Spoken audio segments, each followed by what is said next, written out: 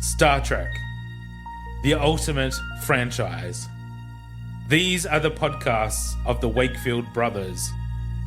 Their 16-year mission to watch every production, to seek out life lessons and new inspirations, to boldly watch like most fans have watched before.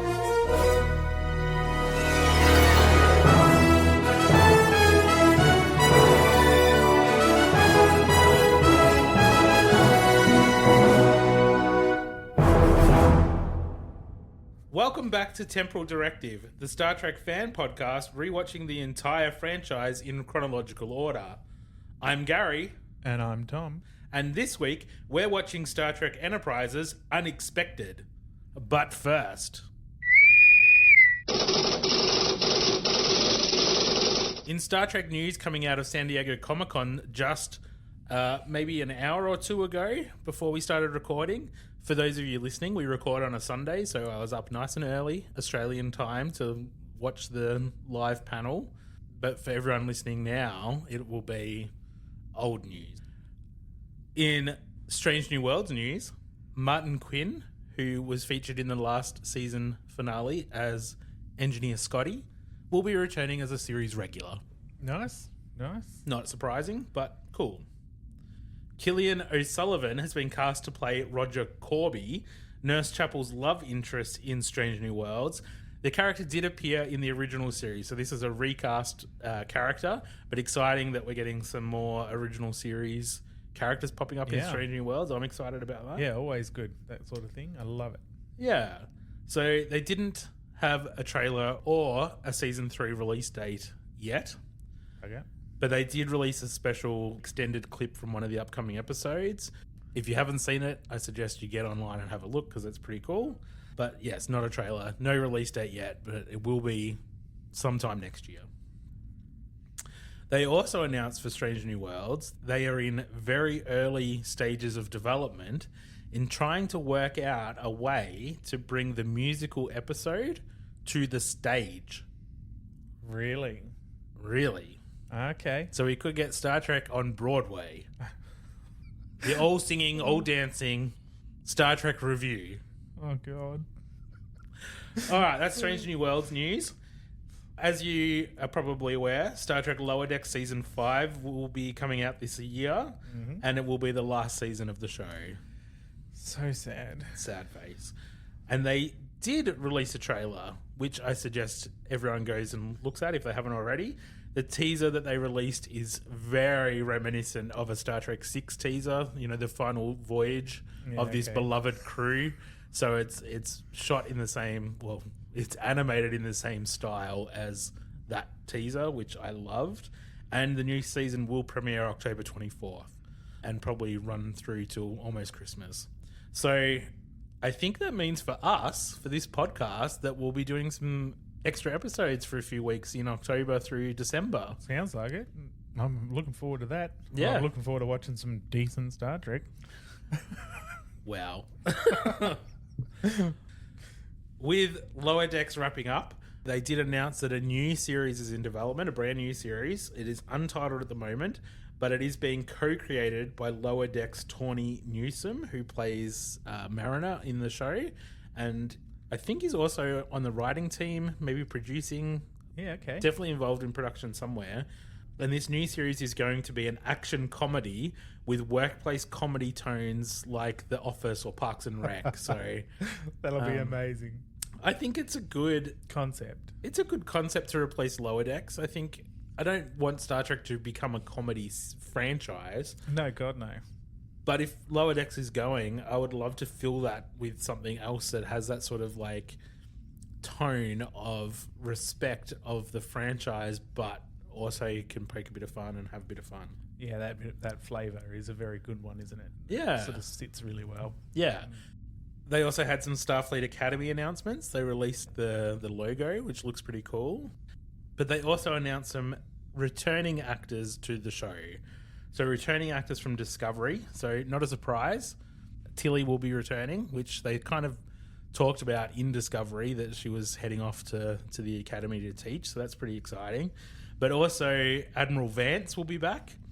and Commander Jet Reno, who everyone seems to love, Tig Notaro. I'm not a fan of that character in the show, but gets a lot of love from the fans. A lot of love for that character out there. And the most exciting Starfleet Academy announcement, and one that, Tom, you haven't seen any of this, have you? And I know this is going to be something that you're going to be excited about. Mm-hmm.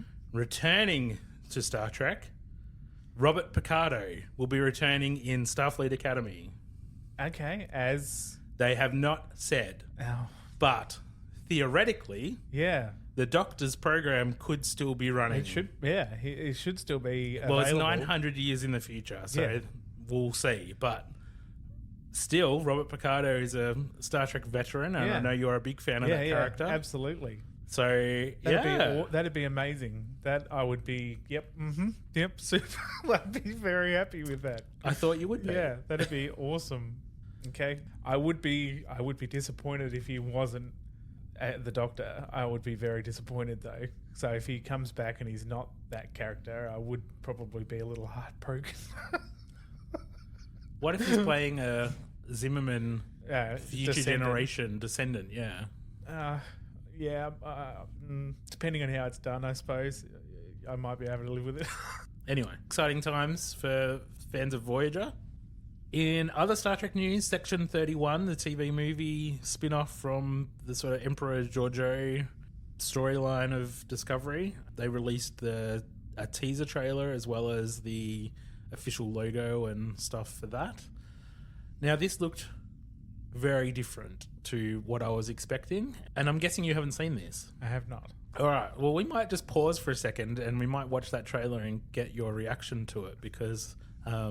I'd like to know what you think, and I think we should share that with everyone listening. All right, let's do that. All right, so we'll pause for a sec. So that was the trailer for Section 31, Tom. What did you think? I'll wait till it's free on something to watch it. Well, it's a movie that's going straight to streaming. Oh, Tom. good, because I won't have to pay for it. Because no.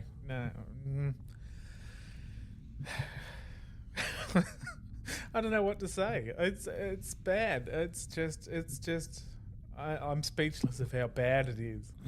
Because it's not Star Trek, and it's not even what I would have thought Section 31 would be. Clearly, Michelle Yeoh enjoys it. She was pushing for Section 31 to be made. Yeah. So even after she won an Oscar, she was still like, "Let's get this shit going." So she's clearly invested. I'm not sure that I am. Yeah. No. Okay. That was the Star Trek news. Let's take a breath, click our fingers, and we'll be back with this week's episode.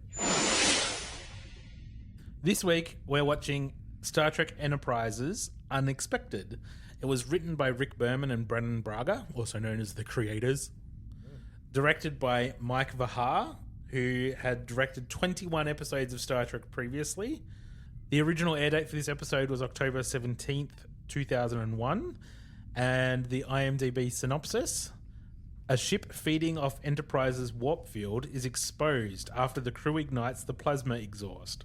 Commander Tucker visits the ship to help them repair their warp drive. After his return to Enterprise, he learns that he is pregnant. Well, do you remember this episode? I remember parts of this episode. I remember the weird bowl thing he puts his hands in to get pregnant. Okay. Because he didn't realise that was a mating ritual. And I remember, I just remember him getting all, emotional and frustrated and all that kind of stuff. Typical pregnancy. Yeah, typical pregnancy stuff. Other than that, I don't remember a lot around it. We'll just take a pause here and we'll go watch Unexpected. And we're back from watching Unexpected. Well, Tom, what did you think? First reaction? That was actually quite good. What? It was good. I didn't mind that episode at all. You liked an Enterprise episode? I know. It'll be a very rare thing, I'm sure. Whoa. Yeah, same. I really enjoyed it. I thought it was a good episode. Yeah. It's definitely not going to be perfect because it's Enterprise. It's not a 10. It was a good episode. Yeah, good storyline, good acting, good everything, really. Yeah. It was just good. Yeah, all right. Let's get into it then. So we open up with Captain Archer in the shower. That's why you like it, isn't it? Negative. So he's in the shower. No sonic showers back then. This is too early for the sonic showers. Yeah. And they lose gravity. And then we cut to the mess hall, and Phlox and T'Pol have a little conversation, which is fine. And then T'Pol orders carbonated water, which turns into black slime as it comes out of the machine. Delicious. Yeah. And then we cut to engineering and find out that there's problems all over the ship. So there's temperature fluctuations, there's power fluctuations, the plasma exhaust is blocked. Trip says to purge the whatevers, and there's big explosion. Well, not big. A mild explosion. Yeah. that Archer deals with a little fire extinguisher. Yep. And then we cut to the bridge, and T'Pol has found the cause of the fluctuations. Well, she's found a variation in the plasma wake behind the ship. So they ignite that, and they find that there is a ship there using stealth technology. Because apparently cloaking device is too hard a word to say. Apparently, even though, the Klingons have them, everything, they know. But yeah, stealth technology. And they open hailing frequencies. The translator works a dream. Yeah, it works. And within like 3 sentences, they can speak to each other. And they talk about what problems they're having and that the Enterprise is going to help them, because that's what we do. That's the Starfleet way. Then we cut to sickbay. Trip is getting an injection to help with the decompression. Says it will halve the time of the decompression, so it will now only take 3 hours. Yeah. But T'Pol mentions then that they have these aliens have the ability to recreate or resynthesize proteins and carbohydrates. I'm like, okay, cool. These people have replicators. They're going to be a bit more advanced than the Enterprise and more like what we're used to with Star Trek. So Trip heads over via shuttle with Mayweather. They dock. He climbs aboard and gets into the decompression chamber where they gas the room, and he struggles to breathe and gets a bit anxious and starts to panic. Out. Yeah. Keeps calling the captain. How long has it been, Captain? Yeah. 5 minutes. It's been 5 minutes since last time you asked me. Jesus. So yeah, it didn't cope real well with the decompression process, and then leaves the decompression chamber, and the wall as the door opens is absolutely plywood. A thin layer of brown paint to make it look the same color, but you can clearly see the plywood pattern. Yeah, it is plain plywood. It's just ridiculous. Cheap. Trip walks out and everything is a bit slow and he's feeling disoriented. But he says he wants to get to work immediately. They said you should probably lie down, maybe have something to eat and take an hour. Take a rest. Yeah. And then get to work. But he's like, no, I'm here to work. Let me work. Yeah. So they get into the alien version of a Jeffries tube, but it's half the size of the normal Jeffries tubes, and they're on like little stretcher bed things like people use now to get under cars sometime. I don't know what they're called because I'm a gay. Yeah, that's it. That's the reason. So they're under there, and he's calling the captain, saying, I just can't handle this, Captain. It's too much. Like, I want to come home. Please, Captain, let me come home. Such good training there. Yeah. Real good training. Right. Archer talks to the alien captain, who says, dude, chill. Yeah. Dude should have got some rest. Yeah, we told him. we told him. We've got plenty of experience. We know he just needed to have a rest, but he wouldn't listen. So Archer goes back to Trip and says, I order you to take a nap. Yeah. It's not going to work, Captain. I want to go home. He's tough as nails, guess. He's tough as nails. Yeah. Archer did say that, didn't he? Yeah, Archer said that to the captain. He's like, I know this guy for 20 years and he's tough as nails. So if he tells me he's not well, then I've got to believe him. But I want to come home, Captain. Trip wakes up in his sleeping chambers. There is green stuff growing all over the walls, and Trip's there with Arlene. Is that how it's pronounced? Yeah, Arlene. And he asks her what all that stuff is, and she says it's their food. It grows all over the ship. Try some. Proceeds to pluck a piece off the wall. No, I'm good. No, thank you. And then she takes over this big bowl of stuff and says, this is the closest we could replicate to water. I don't think she uses those exact words, but she says this is the closest we could get. Yeah. And it looks like little gelatin cubes, like clear gelatin cubes. So she feeds him a couple of those, and there's a little spark between her fingers and his lips, and he's like, that feels kind of nice. So straight away there's a bit of Attraction, yeah. There's definitely an attraction or a little flirtiness or a literal spark. Literal. Yep. They're not Enterprise subtle. I was going to say, Enterprise is good with subtle. Yeah. Then we cut to the bridge. T'Pol is talking Trip through the repairs, and Trip is too distracted to talk about the repairs and is talking instead about all the cool things that he's seen over here, like the grass growing on the floor that creates a vapor that helps them digest. T'Pol doesn't give a shit. No, couldn't care. She's just like, can we talk about the repairs? Can you just tell me what's happening? Shut the fuck up and get to the point. So that's what he does. They get that done, and then there's going to be a bit of time. They need a bit of time to make something settle. So Arlen and Trip go to a holodeck, which again, technology that does not exist yet, didn't exist in Kirk's time. This is a next-gen level technology, so these aliens are clearly a lot more advanced than the humans. Yeah, Funny that they need the humans' help, but anyway. They can't keep their engines going. Can't keep their engines going, but we can have replicate. cloaking devices, replicators, have a holodeck. Yeah. But, please, let us use some of your plasma. Yeah, can't get our cells to work properly. Anyway, doesn't matter. So they're on the holodeck.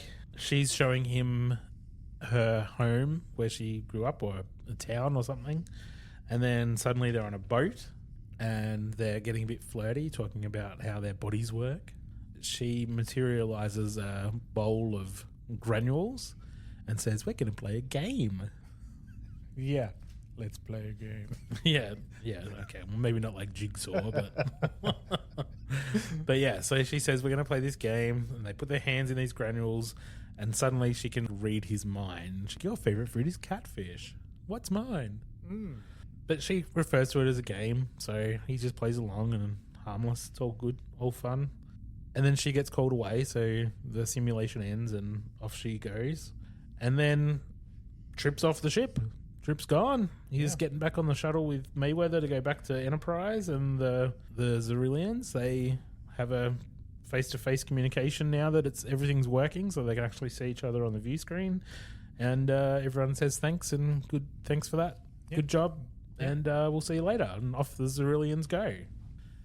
Then we cut to the mess hall, and Trip is eating a lot, and Reed comes up and says, "Didn't they feed you over there?"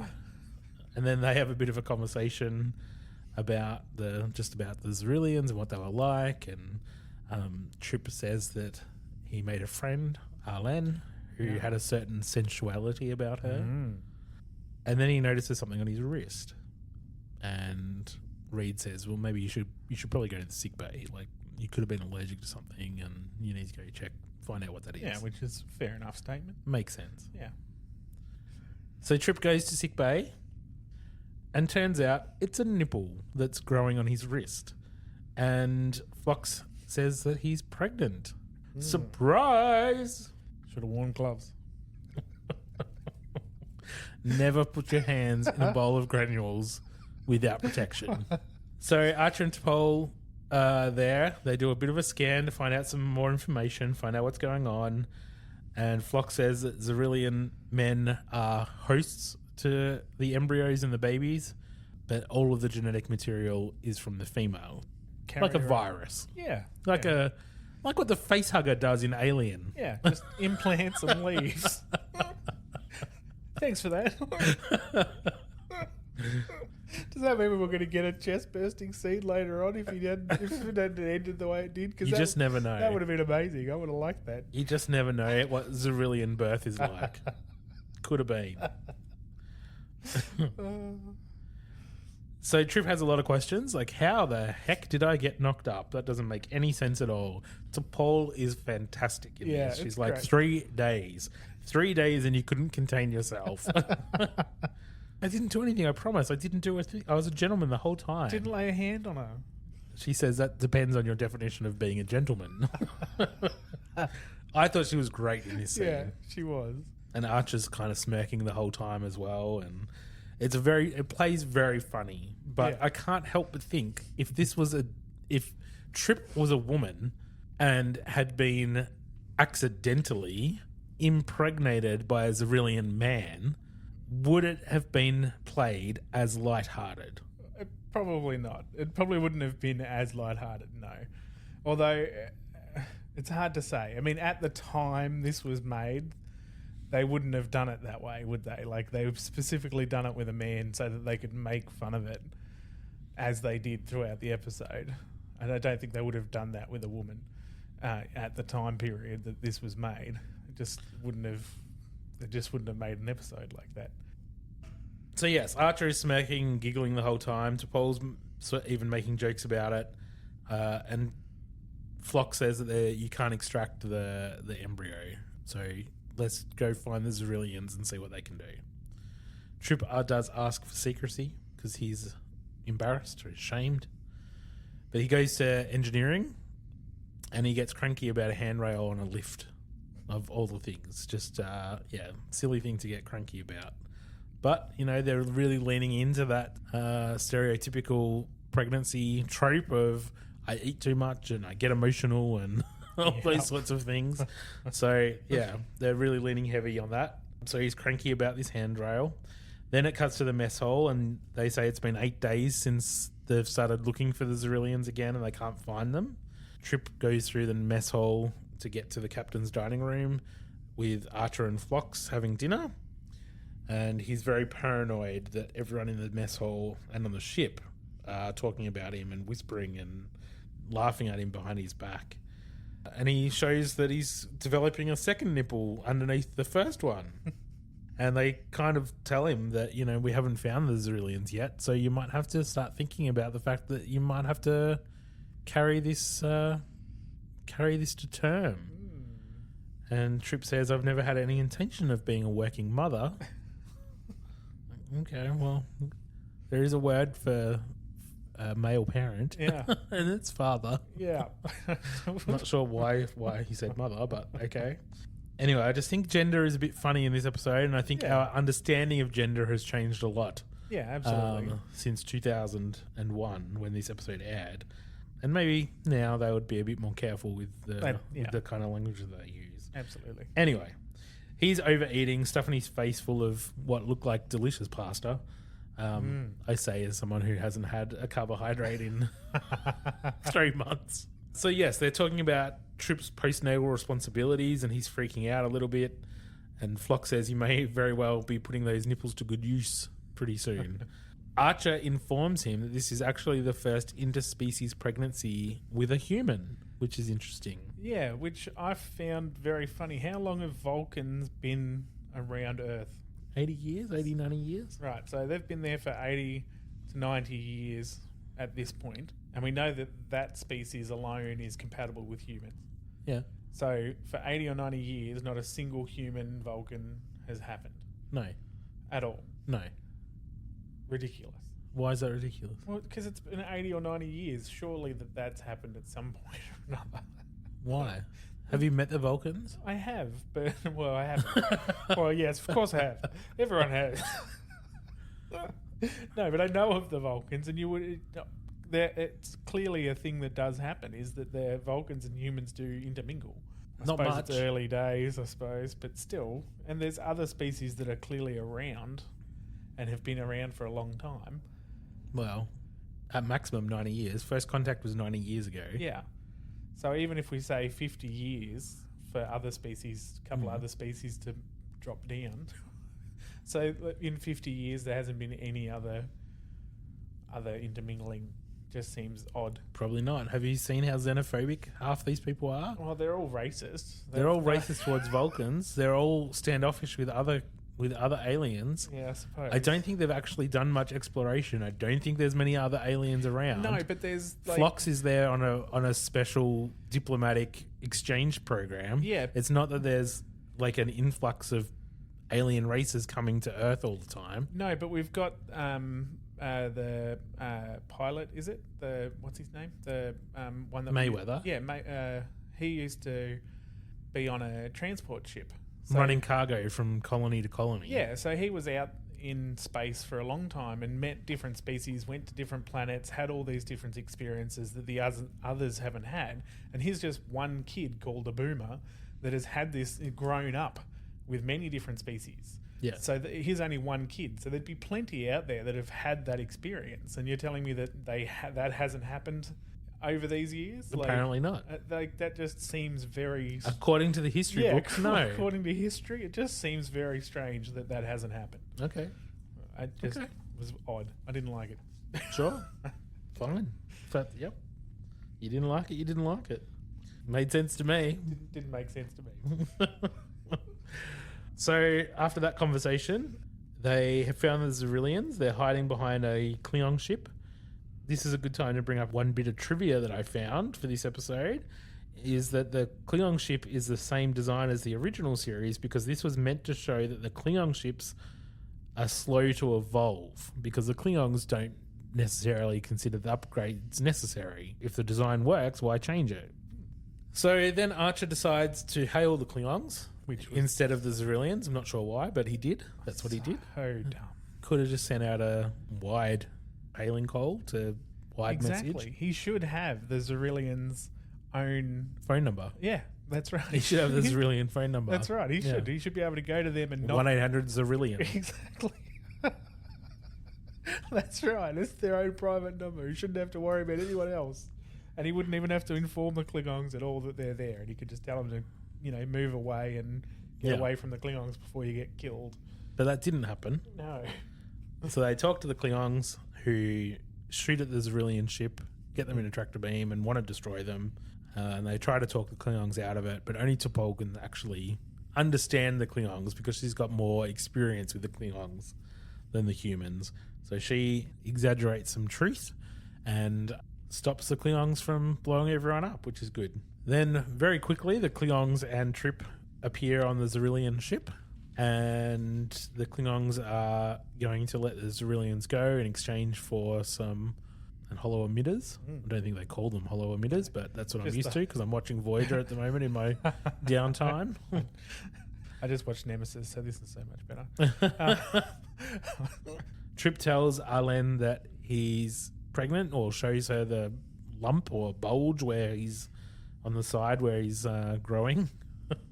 And she says she had no idea this could happen with another species, and that we can take the fetus out and that she's a very healthy little girl in there and everything will be fine. And then we see the Klingons on the holodeck with the Xyrillians and they've programmed Kronos. Fantastic line from the Klingon captain who goes, "I can see my house from here," which made me laugh. I thought that was great. And then they all leave and go back to their respective ships, and Archer says, "I hope to see you again," to the Klingons, and they were like, "No, we never want to see you again. We have no interest in meeting you again." And that's pretty much the end. That's it. That's it, and that's all. That's it. So, what did you think? It's actually pretty good. Really good. It had that light sense of humour. The characters all mingled very well together and bounced off each other quite well. And like you said about T'Pol and stuff too, like she held it together pretty well for that comment. Like it just was very, very good. It was very fluid, good story. It was nice. It was a good Trip episode, and I really like the focus on the decompression scenes. I think that really highlights what time period we're in, because we're so used in Star Trek to seeing people beam in, beam out, and just, there's no real issues. But again, this is another thing that Enterprise does well sometimes, and that is show the challenges with early space exploration. I don't know that they continue with that a lot, but when they do it, I think it's really interesting and relevant to what the stories should be. Yeah, absolutely. Yeah, it makes complete sense too. Like it because we do have a easy life with Star Trek later on. Everything's sort of like beam down. Let's go. I think overall it was a pretty good episode. It was fun. It was kind of lighthearted. If this was made now, I think it would be a different story, and I think they would be more careful with some of the gendered language that they use. And I say that not just because I am a queer person recording a podcast, but I work in that space as well, and I understand the impact that some of that language can have on people. So yeah, I think now 25 years later, I think that would be handled different, or I would hope it would be handled differently. But overall, I think it was a great episode. It's probably my favorite one so far, right? Yeah, I'd say the same. I'd say it's my favourite so far. I mean, the first one was pretty good as well. Yeah. But this one's definitely up there. The first one had so much exposition. Yeah. This was just, you could sort of just watch and it was fun and it was good. And Yeah, I'd agree. Life lesson, Tom. What do you think the life lesson is in this episode? Always wear a glove. No glove, no love. That's the saying, right? I guess it's they weren't heavy on any sort of lesson in this one. I suppose it was just more lighthearted. But I guess it's probably I don't know what it'd be. What's your take, and then I'll see if I just agree. Well, I think it's about caution. You need to be cautious if you're going to go explore new worlds, or if you're just going to go out into the world. Not all cultures are the same, right? So you've recently been to Asia and spent some time over there, Yeah. and you would have seen some of the cultural differences. And if you think about Trip coming from the human culture into the Xyrillian culture, had he been more conscious of what he was doing, he might have asked questions about what is this granule thing safe? Is this, what is it? What are the potentials? Yeah. Look before you touch. Similar to last week's. Yeah, look before you leap. Yeah. Which is about the only thing that is in there to take away from it. Yeah. I think that's it. I think it's just about not doing something without understanding what you're doing and why and what kind of impact it's going to have. It was just good. It was just very good trek. Yep. Agree. Okay. IMDb rating for this episode. So just for those listening, if you don't recall, our examples of 1 episodes are Voyager's Threshold and Next Gen's Code of Honor. Examples of 10 episodes are Next Gen's Tapestry and DS9's Far Beyond the Stars, just as examples. Where would you place Unexpected? Now, what did I put the first episode at? Was that a 7? Yeah, that was a 7. Yeah, it was a 7. So I actually quite like this, probably even a bit more than that. Okay. So I'd probably give this an 8. I'd say 8, if not matching the first. So yeah, I don't know that I would say that it's better. We can go 7. I'm happy to go down to a 7 because it sits about the same with me. It's slightly better because it was a bit more comfortable. I think this one is a better rewatch, but that doesn't make it a better episode. True. So yeah, let's do a 7. Let's stick to a 7. All right, I'm happy to do that. All right, excellent. That's it for Unexpected. So thanks everyone for listening in, and we'll be back next week with Terra Nova. Live long and prosper. Peace and long life.